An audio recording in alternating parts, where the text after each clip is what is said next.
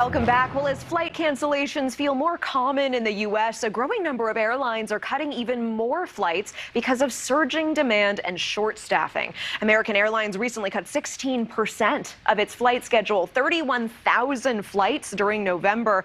The largest cuts are between Chicago O'Hare and Dallas-Fort Worth, as well as between Boston and Philadelphia. The three largest carriers in the country, Delta, United, and American, are dialing back their flight growth ambitions now.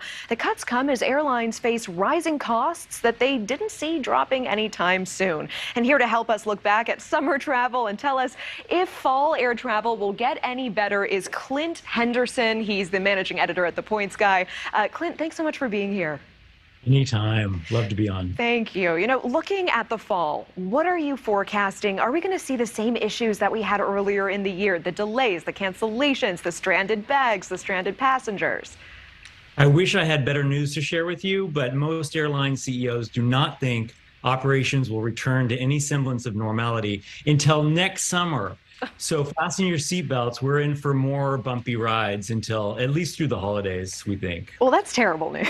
Sorry, but things aren't getting, I will say things have gotten slightly better just because the amount of demand is dropping as we go into fall and kids go back to school. Sure. So a lot of people have burned up their vouchers and everything. So there's less travel. That helps a little bit. These airline cutting flights helps a little bit, but yeah, it's a mess out there. What about holiday travel as we get into Thanksgiving and Christmas and holidays? What are we going to do? Yeah, I remember doing TV interviews at Christmas time last year and thinking, oh, it'll get better by the spring. Unfortunately, we don't think things are going to really improve until after the holidays, when staffing levels are back to normal, when pilots are trained, when they've got the staff they need at airports to handle baggage and stuff like that. So we are in a transition period, and the transition is not over yet. Well, we know the three biggest carriers in the country, right? Delta, United, and American are all dialing back their flight growth ambitions. What does that mean for us, and how much does that hurt their bottom line? So it's not great for them, but they would rather cut some flights than have to continue to cancel and delay flights. And now the government is shining a spotlight on them. The Transportation Secretary, Pete Buttigieg, has warned the airlines that they better get their acts together. We thought that would happen this summer. It really hasn't. We're sort of waiting on new rules from the Department of Transportation right now. Well, do you want to look quickly, so we have time, at the best airlines report from The Points Guy? It names Delta as the #1 airline in America for the 4th year in a row. Can you tell us why? Yeah, so customer service is really their shining spotlight.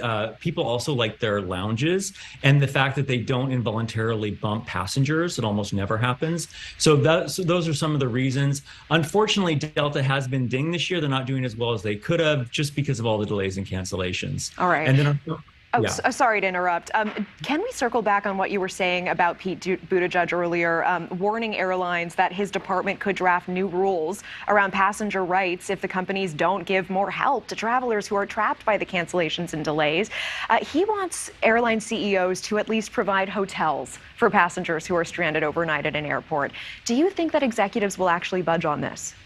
I think they will, because the Department of Transportation has already imposed new rules. We're in a waiting period on those, but once they are in place, it will be better for passengers. And the alternative for airlines is Congress could act and could enact a passenger bill of rights or something like that. And nobody wants that right now. So the airlines are probably going to go along with these new rules. All right. Can I ask, bottom line, for people who are looking to travel for any portion of the rest of this year, what advice would you have for them, and how far in advance would you recommend booking if you're looking to travel all the way in the holiday season several months from now?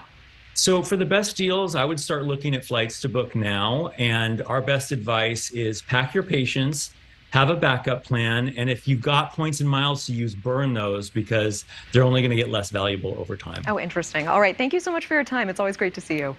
Thank you so much. Have a good night. Well, thank you for watching. Go to newsnationnow.com to find News Nation on your television provider. And don't forget to click the red subscribe button below to get more of News Nation's fact-driven, unbiased coverage.